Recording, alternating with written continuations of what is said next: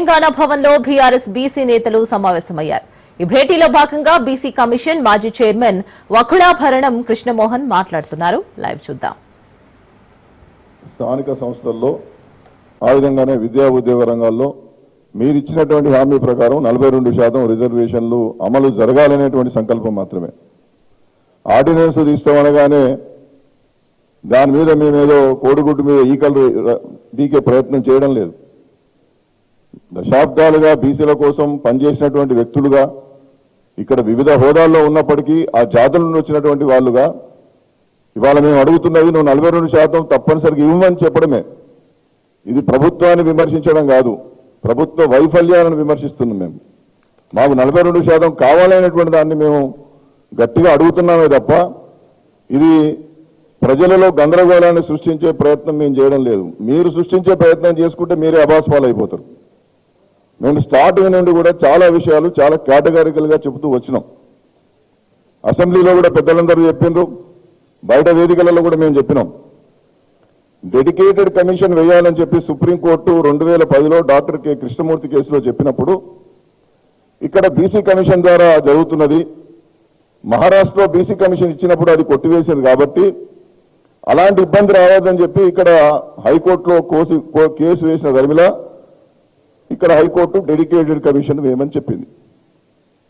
కృష్ణమూర్తి కేసులో ఏమన్నదంటే ఆ డెడికేటెడ్ కమిషన్ను 340 ఆర్టికల్ ప్రకారం ఒక కమిషన్ ఆఫ్ ఎంక్వైరీస్ యాక్ట్ పరిధిలో 1952 కావచ్చు లేదా 340 ఆర్టికల్ ప్రకారం వేయమని చెప్పిండ్రు. మీరు బీసీ వెల్ఫేర్ నుండి ఒక జీవో ఇచ్చారు, జీవో 49 ఇచ్చి ఒక రిటైర్డ్ ఐఏఎస్ ఆఫీసర్ని వేసిండ్రు. ఆ రిటైర్డ్ ఐఏఎస్ ఆఫీసర్కి మీరు ఎక్స్పర్ట్స్ని ఇవ్వలేదు. ఆయన ప్రామాణికమైనటువంటి పద్ధతుల్లో ఏ పద్ధతిని పాటించలేదు.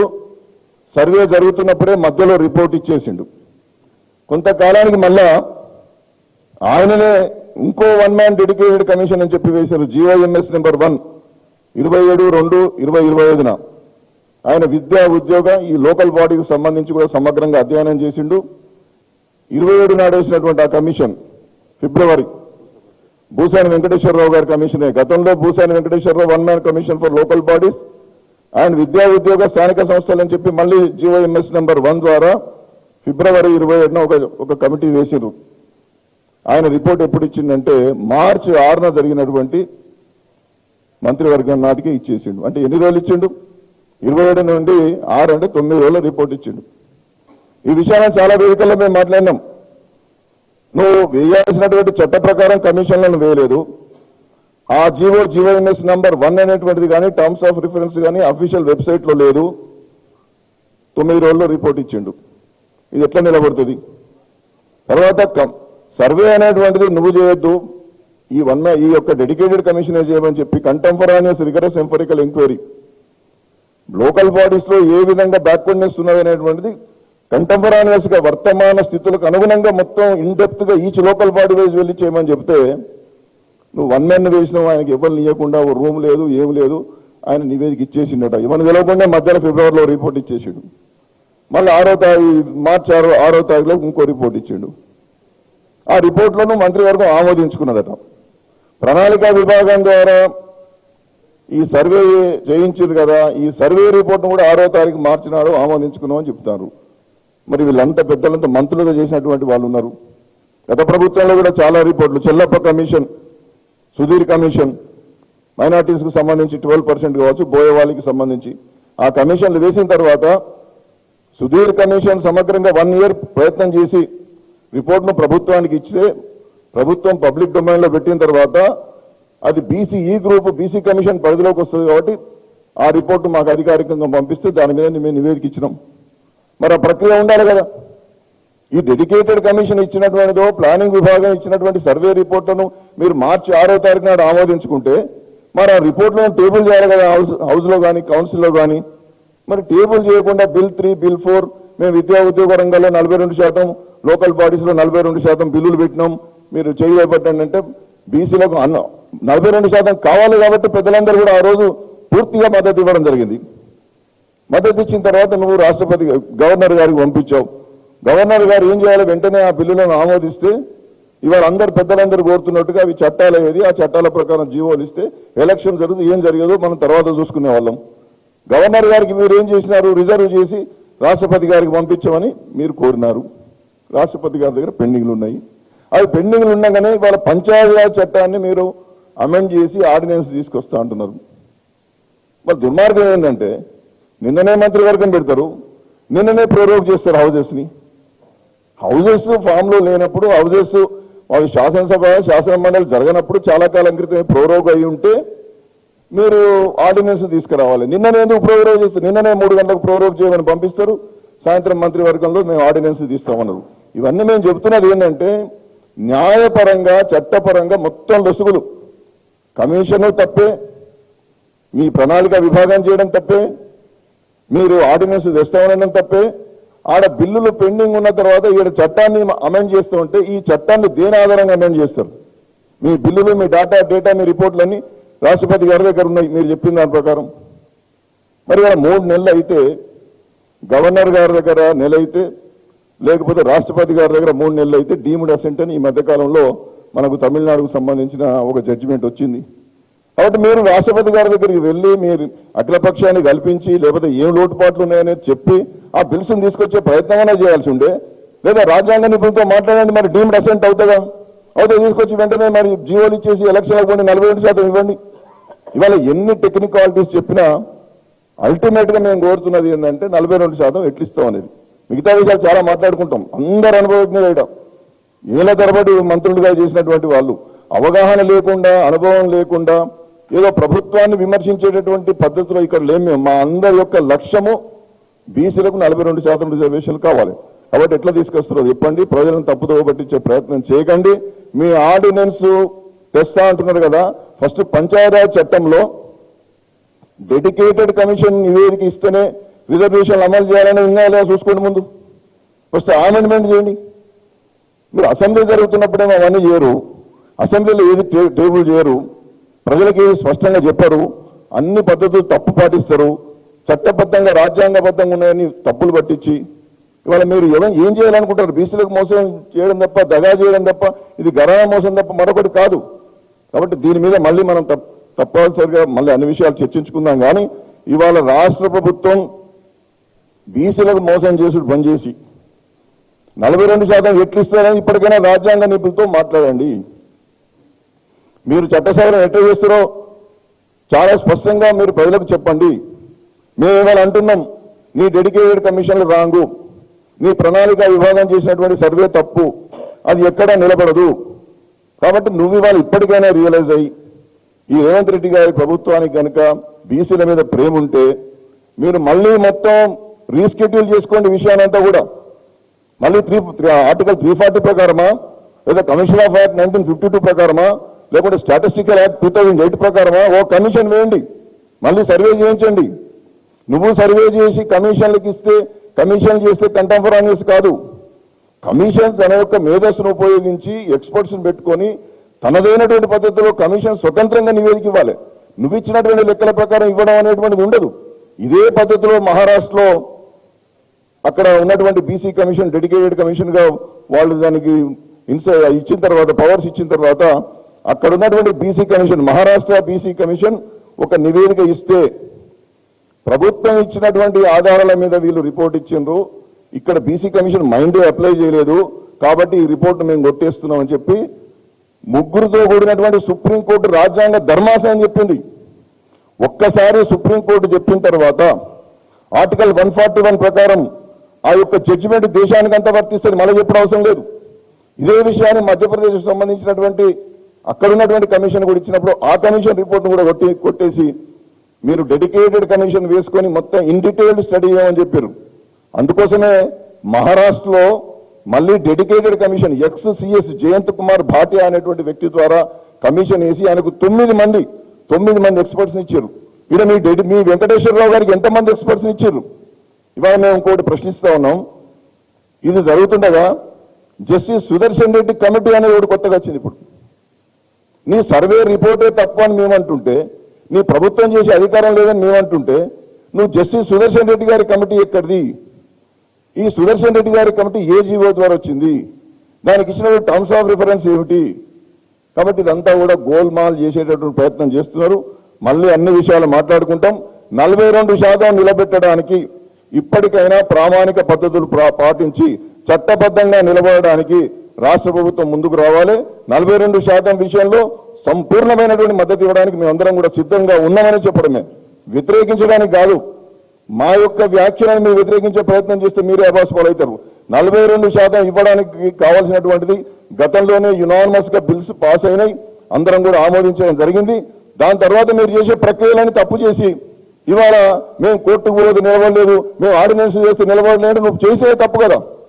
కాబట్టి ఇప్పుడు ఎన్నికలకు సర్వసిద్ధం, ఏనాడు ఎన్నికలు జరిగినా సిద్ధంగా ఉన్నాం ఇక్కడ. కానీ మేము చెప్పేది ఏంటంటే నువ్వు ఎన్నికలు ఆలస్యం అవుతున్నాయని చెప్పి పోయే ప్రయత్నం చేసి మా బీసీల నోట్లో మన్ను పెట్టే ప్రయత్నం చేస్తే మాత్రం తగిన శాస్తి జరుగుతుంది. చాలా కేటగారికల్ గా నేను ఒక విషయం చెప్పదలుచుకున్నా. చెన్నై అక్కడ నగరపాలక ఎన్నికలు 2011లో అయిపోతే 2022లో జరిగినాయి. 10 సంవత్సరాలు డీలిమిటేషన్ రిజర్వేషన్లు స్థిరీకరించబడిన తర్వాతనే ఆడ ఎన్నికలు జరిగినాయి. గ్రామ పంచాయతీ ఎన్నికలు కూడా 2011లో అయిపోతే 2016లో 2019లో కోర్టు ఆమోదంతోనే జరిగినాయి. కాబట్టి ఎన్నికలకు తొందర లేదు. ఎన్నికలు ఎప్పుడు జరిగినా మేము సిద్ధంగా ఉన్నాం. కాకపోతే మేము అనేది ఏంటంటే నువ్వు చేసేది కరెక్ట్ చేయమని 42%తో ఎన్నికలు పోవాలనేటువంటి విషయాన్ని మనవి చేస్తూ మిగతా విషయాలన్నీ కూడా పెద్దలు అన్ని చెప్పారు. కాబట్టి ఇవాళ మా అందరి అభిప్రాయం 42% నిలబెట్టి ఎన్నికలకు పోవడమే ప్రధానమైనటువంటి ఉద్దేశం. దాన్ని నెరవేర్చాలని చెప్పి ప్రభుత్వాన్ని డిమాండ్ చేస్తున్నాం. మాజీ మంత్రి హరీష్ రావు మాట్లాడుతున్నారు, లైవ్ లో చూద్దాం. నిన్న దురదృష్టవశాత్తు కేసీఆర్ గారు హాస్పిటల్లో చెకింగ్ వెళ్లాల్సి ఉంటే నేను రాలేకపోతున్నాను, ఈరోజు ఏమైనా అవకాశం ఇస్తారా అని రిక్వెస్ట్ చేస్తే వారు దయతో కన్సిడర్ చేసి ఈరోజు మాకు సమయం ఇచ్చారు. వారు ఇచ్చినటువంటి సమయాన్ని ప్రకారంగా ఈరోజు కమిషన్ వారిని కలిసి మా దగ్గర ఉండేటువంటి అదనపు సమాచారాన్ని ఈరోజు కమిషన్కు అందించడం జరిగింది. ఈ మధ్యకాలంలో మీడియాలో వస్తున్నటువంటి వార్తలు, తప్పుడు ప్రచారాలను దృష్టిలో పెట్టుకొని కమిషన్కు మరింత స్పష్టమైనటువంటి సమాచారాన్ని ఇవ్వాలని మా దగ్గర ఉన్నంత మేరకు, ఎందుకంటే మేము ఈరోజు ప్రభుత్వంలో లేము, డాక్యుమెంట్స్ అన్నీ కూడా ప్రభుత్వం దగ్గర ఉంటాయి. మేము చీఫ్ సెక్రటరీ గారికి, జిఏడి సెక్రటరీ గారికి కూడా, ఇరిగేషన్ సెక్రటరీకి కూడా నేను లేఖ రాశాను. ఇన్ఫ్యాక్ట్ నాకు ఆ రోజుల్లో తీసుకున్న కేబినెట్ నిర్ణయాలు కానీ, ఆ రోజుల్లో తీసుకున్న కేబినెట్ నోటు కానీ, డిపార్ట్మెంట్కి సంబంధించిన సమాచారం అంతా కావాలని చీఫ్ సెక్రటరీకి, జిఏడి సెక్రటరీకి, ఇరిగేషన్ సెక్రటరీకి ముగ్గురికి కూడా లేఖ రాశాను. కానీ వారి నుంచి స్పందన రావడం లేదు. బట్ ఏది ఏమైనా మా దగ్గర అందుబాటులో ఉన్న సమాచారం, నా దగ్గర ఉన్నటువంటి పూర్తి సమాచారాన్ని క్రోడీకరించి ఈరోజు కమిషన్ వారికి ఒక నోట్బుక్ను, ఒక బుక్ను సబ్మిట్ చేయడం జరిగింది. సో మా దగ్గర ఉన్న సమాచారం ప్రకారంగా మేడిగడ్డ, అన్నారం, సుందిల్లా బ్యారేజీలకు సంబంధించి 6 సార్లు కేబినెట్ నిర్ణయాలు జరిగాయి. 6 సార్లు కేబినెట్లో ఆమోదం పొందిన పేపర్స్ అన్నీ కూడా ఈరోజు కమిషన్ వారికి అందించాం. అంతేకాకుండా 3 సార్లు శాసనసభ అప్రూవల్ కూడా పొందడం జరిగింది. ఆ 3 సార్లు శాసనసభ అప్రూవల్స్ ఎప్పుడెప్పుడు జరిగాయి, ఆ శాసనసభలో జరిగినటువంటి డాక్యుమెంట్స్, జరిగిన చర్చ, వాటన్నిటినీ కూడా ఈరోజు కమిషన్కు అందజేయడం జరిగింది. నార్మల్గా శాసనసభ అనేటువంటిది మొత్తం రాష్ట్రం యొక్క లెజిస్లేచర్ అప్రూవల్ అనేది కేబినెట్ కంటే కూడా ఇంకా ఉత్తమమైనటువంటిది. సో 6 సార్లు జరిగిన కేబినెట్ అప్రూవల్ వివరాలను, 3 సార్లు జరిగిన శాసనసభ అప్రూవల్ వివరాలను, చర్చ వివరాలను పూర్తి స్థాయిలో ఈరోజు కమిషన్ గారికి డాక్యుమెంట్లతో సహా మేము అందజేయడం జరిగింది. అయితే జనరల్గా కమిషన్ విషయాలు ఇంకా అది కమిషన్ ఈజ్ ఆన్ గోయింగ్ కనుక దాని వివరాలన్నీ కూడా మేము ఇప్పుడు బయట పెట్టలేము. అయితే ఆ డాక్యుమెంట్ ఇచ్చేసి రిసీవ్డ్ కాపీ మేము తెచ్చుకున్నాం. సందర్భం వచ్చినప్పుడు తప్పకుండా పూర్తి వివరాలు కూడా ఇస్తాం. సో క్లుప్తంగా 6 సార్లు కేబినెట్ అప్రూవల్, 3 సార్లు శాసనసభ అప్రూవల్ జరిగిన అన్ని డాక్యుమెంట్లను ఆధారాలతో సహా మేము అందించాం. ఇంతకు మించిన వివరాలు కూడా ఉన్నాయి వాస్తవానికి, కానీ ఈరోజు ప్రభుత్వం మాకు ఇవ్వడం లేదు. సరే, ప్రభుత్వం మరి కమిషన్కి ఇచ్చిందని పత్రికల్లో చదివాం, ఇచ్చిందా లేదా మాకు తెలియదు, అందులో ఎంతవరకు దాచారు, ఎంతవరకు ఇచ్చారు, వీ డోంట్ నో. వాస్తవానికి ఆ సమాచారం కూడా నేను అడిగాను, మొన్న ఇరిగేషన్ సెక్రటరీ గారికి కూడా కమిషన్ కు మీరు అందించిన సమాచార వివరాలు అందించండి అని ఇచ్చాం. నిజంగా మీరు ట్రాన్స్పరెంట్ గా ఉండదలుచుకుంటే సెట్ మాకు ఇవ్వండి. ఇవ్వడానికి ఎందుకు సంకోచిస్తా ఉన్నారు? You give all the details. ఇచ్చినట్టయితే మరింత పారదర్శకంగా ఉంటుంది కదా. మా అనుమానం ఏంటంటే మీరు అసలు కమిషన్ కు పూర్తి స్థాయిలో వివరాలు ఇస్తున్నారా లేదా, వాళ్ళకు అవసరమైన మేరకే ఇస్తూ ఏమైనా తప్పుదో పట్టిస్తున్నారనే అనుమానాలు మాకున్నాయి. అవి నివృత్తి కావాలంటే ఆ కాపీ అంతా మాకు ఇవ్వండి. ఎందుకంటే ఆ రోజు జరిగిన నిర్ణయాలు, కేబినెట్ నోట్స్ అన్ని కూడా మాకు అందించండి అని చెప్పి నేను లేఖ రాశాను. ఇస్తే మంచిది, ఇవ్వకపోయినా పర్వాలేదు. బట్ మా దగ్గర ఉన్న సమాచారాన్ని మాత్రం కమిషన్ కు పూర్తి స్థాయిలో మేము అందించడం జరిగింది. ఇకపోతే నిన్న ముఖ్యమంత్రి గారు పీపీటీ పెట్టారు. మొన్న ముఖ్యమంత్రి గారు మాట్లాడిన దాని మీద డీటెయిల్ గా మళ్ళీ త్వరలో కూడా మేము మా పార్టీ తరఫున పీపీటీ పెడతాం, వివరాలు కూడా అందిస్తాం. బేసిక్ గా చెప్పాలంటే ముఖ్యమంత్రి గారు నిన్న మాట్లాడినటువంటి విషయాలు అవన్నీ కూడా గమనిస్తూ ఉంటే ప్రజాభవన్ లో ఏదైతే పవర్ పాయింట్ ప్రజెంటేషన్ ముఖ్యమంత్రి గారు నిన్న ఇచ్చారో దాన్ని బట్టి చూస్తే 50 ఏళ్ల కాంగ్రెస్ పాలనలో కాంగ్రెస్ పార్టీ చేసిన ద్రోహాలను కవర్ పాయింట్ ప్రజెంటేషన్ లాగా, ఆ ద్రోహాలను కప్పిపుచ్చడానికి అది పీపీటీ కాదు, అది కవర్ పాయింట్ ప్రజెంటేషన్ లాగా మాకు కనబడ్డది. ఎందుకంటే ద్రోహాలకు మారుపేరు కాంగ్రెస్ పార్టీ. ఉన్న తెలంగాణను ఆంధ్రలో కలిపింది కాంగ్రెసే, నీళ్లలో తెలంగాణకు అన్యాయం చేసింది కాంగ్రెసే, వందలాది మంది యువకులను పొట్టనబెట్టుకున్నది కాంగ్రెసే. సరే, ముఖ్యమంత్రి గారు మాట్లాడిన తీరు అదంతా చూస్తూ ఉంటే 2 విషయాలు చాలా స్పష్టంగా మనకు కనబడతాయి. ఒకటేమో అజ్ఞానం, రెండవదేమో అతి తెలివితేటలు. ఒక రకంగా బాధతో చెప్తున్నాను, నేను ఏదో విమర్శించాలని చెప్పట్లేదు, రాజకీయాల కోసం మాట్లాడతలేదు. ఇప్పుడు నేను మాట్లాడేది కమిషన్కి సంబంధం లేదు, కమిషన్ది క్లోజ్ చేసిన. ఎందుకంటే కమిషన్ ఉన్నప్పుడు ఎక్కువ వివరాలు కమిషన్ పరిధి దాటి మాట్లాడకూడదు. What I'm talking is related to CMs PPT. So ఒకటి అజ్ఞానం, రెండు అహంకారం. అహంకారంతో కూడినటువంటి అజ్ఞానము, అహంకారంతో కూడినటువంటి అతి తెలివి. ఏంటి, మేము ఏం చెప్పినా ప్రజలు నమ్ముతారు, మేము అబద్ధాలు మాట్లాడినా ముఖ్యమంత్రిగా కుర్చీలో కూర్చున్నా కదా జనాన్ని నమ్మిస్తా అని ముఖ్యమంత్రి గారు అనుకుంటున్నారు. సో 2 విషయాలు, చాలా వివరాలు ఉన్నాయి కానీ సింపుల్ గా 2-3 విషయాలు మాత్రమే చెప్తారు. ఒకటి 299/512 ఇది శాశ్వత ఒప్పందం చేసుకున్నారని పదే పదే ఒక అబద్ధాన్ని 100 సార్లు చెప్తే నిజమైద్దనే విధంగా రేవంత్ రెడ్డి గారు, ఉత్తమ్ కుమార్ రెడ్డి గారు వ్యవహరిస్తా ఉన్నారు. బాధ కలిగేది ఏంటంటే తాత్కాలిక నీటి వినియోగానికి, నీటి పంపకానికి తేడా లేకుండా ఈ రేవంత్ రెడ్డి గారు మాట్లాడుతూ ఉన్నారు. నీటి వినియోగం అనేది కేఆర్ఎంబి చేస్తుంది, నీటి పంపకం అనేది ట్రిబ్యునల్ చేస్తుంది. నీటి వినియోగం అనేది ఆ సంవత్సరానికి మాత్రమే పరిమితం అవుతుంది, నీటి పంపకం అనేది శాశ్వతమైనటువంటిది. మీరేం చెప్తారు, శాశ్వతంగా 299 సంతకం పెట్టారనే ఒక అబద్ధాన్ని పదే పదే ప్రచారం చేస్తున్నారు. వాస్తవానికి ఆ 299 ఎక్కడి నుంచి వచ్చింది? ఉమ్మడి ఆంధ్రప్రదేశ్లో నాటి కాంగ్రెస్ పాలకులు కృష్ణానది పరివాహక ప్రాంతంలో ఇదే జానారెడ్డి, ఉత్తమ్ కుమార్ రెడ్డి, కోమటిరెడ్డి వెంకటరెడ్డి లాంటి చేతగాని కాంగ్రెస్ నేతల వల్ల, వీళ్ళ పెదవులు మూసుకోవడం వల్ల ఆనాడు కేవలం 299 టీఎంసీలు మాత్రమే తెలంగాణ ప్రాజెక్టులకు కేటాయించడం జరిగింది. దానిని ఆనాటి శాసనసభలో 2014లో అప్పటి ముఖ్యమంత్రి కిరణ్ కుమార్ రెడ్డి గారు ప్రవేశపెట్టారు. అది శాసనసభ రికార్డులలో కూడా ఉంది. ఆనాటి కాంగ్రెస్ ప్రభుత్వం జస్టిస్ శ్రీకృష్ణ కమిటీకి ఇచ్చిన నివేదికలో కూడా అటు గోదావరిలో 968, కృష్ణాలో 299 టీఎంసీలు కేటాయించాము అని కూడా ఆ రోజు చెప్పారు. ముఖ్యమంత్రి గారు కూడా మాట్లాడుతూ 968లో గోదావరిలో మా కాంగ్రెస్ ఇచ్చింది అని మొన్న మాట్లాడిండు. మరి కృష్ణాలో 299 ఇచ్చి అన్యాయం చేసింది అనేటువంటి విషయాన్ని దాచిపెట్టే ప్రయత్నం రేవంత్ రెడ్డి గారు చేశారు. బట్ అయినా ఇలా సింపుల్ క్వశ్చన్ అండి, చిన్న 10వ తరగతి పిల్లవాడిని అడిగినా చెప్తారు.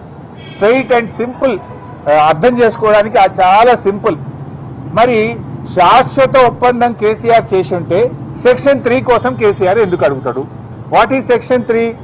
నీళ్లలో పునః పంపిణీ చేయాలి. తెలంగాణ ఆంధ్రప్రదేశ్ మధ్య కృష్ణా నదీ జలాలను పునః పంపిణీ చేయాలి. నది యొక్క పరివాహక ప్రాంతం ఆధారంగా నీళ్లు పంచాలని కేసీఆర్ అడిగిండు. ఎప్పుడు అడిగిండు కేసీఆర్? రాష్ట్రం ఏర్పడ్డ 42వ రోజు అడిగిండు. జూలై 12వ తేదీ నాడు ఢిల్లీలో సెక్షన్ 3 కింద నీళ్లు పంపిణీ చేయండి, మాకు 299 ఇచ్చి అన్యాయం చేశారు, మా తెలంగాణకు 69% నదీ పరివాహక ప్రాంతం ఆధారంగా నీళ్లు కేటాయించాల్సిందే, ఇది మా హక్కు అని కేసీఆర్ రాష్ట్రం ఏర్పడ్డ 42వ రోజు వేశాడు. నా దురదృష్టం. మరి నేను అడుగుతున్నా, 2099కి శాశ్వతంగా ఒప్పుకుంటే సెక్షన్ 3 ఎందుకు అడుగుతాడు? సెక్షన్ 3 విషయంలో ఉమాభారతి గారిని స్వయంగా కలిశారు, గడ్కరీ గారిని స్వయంగా కలిశారు, షెకావత్ గారిని కలిశారు, ప్రధానమంత్రిని కూడా కలిశారు. పలుమార్లు పోరాటం చేసి సుప్రీంకోర్టు గడప దొక్కి కేంద్రం మెడలు వంచి సెక్షన్ 3 సాధించింది కేసీఆర్. సో ఇక రేవంత్ రెడ్డి అర్థం చేసుకోవాల్సింది ఏంటంటే, నీటి పంపకం అనేటువంటిది ట్రిబ్యునల్ చేస్తుంది. ఆ ట్రిబ్యునల్ ను సాధించింది కేసీఆర్. ఈ రోజు మనకు 763 టీఎంసీల కోసం మన న్యాయవాదులు, మన ఇరిగేషన్ శాఖ పోరాటం చేస్తుంది. దాని మీద మీరు దృష్టి పెట్టాలని చెప్పి నేను కోరుతా ఉన్నా. మీల బోర్డు అనేటువంటిది తాత్కాలిక నీటి వినియోగం మాత్రమే నిర్ణయిస్తుంది. ఇదే రేవంత్ రెడ్డి ప్రభుత్వం వచ్చినప్పుడు 20 నెలలు అయింది. వీళ్ళు కూడా ఇదే రేవంత్ రెడ్డి సంతకం పెట్టి వచ్చిండు 66, 34 ఓకే. మరి 2024-25 సంవత్సరంలో 299 టీఎంసీలు చాలని, 34% చాలని ఉత్తమ్ కుమార్ రెడ్డి, రేవంత్ రెడ్డి సంతకం పెట్టొచ్చిండ్రు. మీరెట్లా సంతకం పెట్టిండ్రు మరి? అంటే అది ఆ వాటర్ ఇయర్కు తాత్కాలిక ఒప్పందము. ట్రిబ్యునల్ ముందు అవార్డు పైన ఈరోజు ఆర్గ్యుమెంట్స్ అయిపోయినాయి. ఇంకొక 6 నెలల అవార్డు వస్తుంది. ఇలా కేసీఆర్ సాధించిండు. మీరు మంచి వాదనలు వినిపిస్తే 5-6 నెలల్లో కృష్ణా నదిలో మనకు బ్రహ్మాండమైన వాటా రాబోతా ఉంది. నేను అందువల్లనే మీతో కోరేది, ఆలోచించి ఇప్పుడు మంచి వాదనలు వినిపించి మీరు కృష్ణా నదిలో మన వాటాను సాధించండి. అనవసరంగా అహంకారంతోనో వెటకారంను చాలించండి. తెలంగాణకు ఉపకారం చేసే మంచి బుద్ధితో నడుచుకోవాలని చెప్పి నేను రేవంత్ రెడ్డిని కోరుతా ఉన్నా. చెప్తాను. వెటకారం అహంకారం కాదు, కావాల్సింది తెలంగాణకు ఉపకారం. ఆ బుద్ధితో ఆలోచించండి. నేను సింపుల్ గా అడుగుతున్నాండి. అజ్ఞానం అనే ఒక మాట అన్న రేవంత్ రెడ్డి, చాలా పెద్ద మాట అనకూడదు, కానీ నిజంగా బాధతో అంటున్నా. ఎందుకు అజ్ఞానంతో మాట్లాడారు చెప్పాలా? మీరు కూడా వీడియో ప్రజెంట్ చేయండి, ఇంకోసారైనా తప్పు చేయడు. ఆయన పాత వీడియోలు మాట్లాడి చూపించండి, ఇప్పుడు నేను మాట్లాడింది చూపించండి. ఏం మాట్లాడింది రేవంత్ రెడ్డి? మొదటి రోజు గోదావరిలో 1000 ఇచ్చేసాయి, కృష్ణాలో 500 ఇచ్చి చంద్రబాబు నాయుడు నీ ఇష్టం ఉన్నది నీళ్ళు తీసుకపో, 1000 ఇచ్చేసాయి, 500 ఇచ్చి నీ ఇష్టం బుద్ధినంత రాసుకపో, కృష్ణా నదిని దోచుకో అని చెప్పి ఆయనకు బ్లాంకెట్ సర్టిఫికేట్ ఇచ్చిండు రేవంత్ రెడ్డి. అది అజ్ఞానంతో మాట్లాడినటువంటి మాట. ఎందుకు ఈ మాట అంటున్నా? గోదావరిలో 968 కాదు, వరద జలాల్లో 1958 టీఎంసీల హక్కు ఉన్నది. 2918 టీఎంసీలు గోదావరిలో తెలంగాణకు రావాలని కేసీఆర్ ఆ రోజు మాట్లాడినరు. 2918 రావాలని కేసీఆర్ అడిగితే రేవంత్ రెడ్డి 1000 చాలు, ఇక చంద్రబాబును మొత్తం తీసుకపో అన్నాడు. ఎప్పుడైతే ఈ విషయాలు నేను బయట పెట్టినో తన అజ్ఞానాన్ని గ్రహించి నాలుక ఖర్చుకొని రేవంత్ రెడ్డి ఇప్పుడు నిన్నేం మాట్లాడతాడు అంటే, లేదే వరద జలాల్లో మా వాటా ఉన్నది, అన్న కూడా మేము మాకు ఇవ్వాలి కదా నువ్వు అని ఎప్పుడు మాట్లాడిండు? ఆయన అజ్ఞానాన్ని మేము బయట పెట్టి, అయ్యా కేసీఆర్ 918 అడిగిండు, నువ్వు 1000 అడిగినావు, ఇది తెలంగాణకు అన్యాయం అని చెప్పి నేను డాక్యుమెంట్లు బయట పెడితే ఆయన అజ్ఞానాన్ని సవరించుకునే ప్రయత్నం చేసిండు. కృష్ణాలో కూడా ఏమంటాడు? 500 చాలని రేవంత్ రెడ్డి అన్నాడు. ఉత్తమ్ కుమార్ రెడ్డి నిన్న మాట్లాడినప్పుడు ఏమన్నాడో చూడండి. నిన్న పీపీటీలో ఉత్తమ్ కుమార్ రెడ్డి ఏమంటాడు? 573 టీఎంసీల కోసం ట్రిబ్యునల్ ముందు మా న్యాయవాదులు వీరోచిత పోరాటం చేస్తుండ్రు అన్నాడు. నేను రేవంత్ రెడ్డి అజ్ఞాని అనుకున్నా కానీ ఉత్తమ్ కుమార్ రెడ్డి కూడా ఇంత పైలట్ చదువుకున్నడివి, కనీసం 20 నెలలు అయింది నువ్వు నీళ్ళ మంత్రి అయి, అది కూడా అవగాహన తెచ్చుకోకపోతే నేను బాధపడతా ఉన్నా, చింతిస్తా ఉన్నా.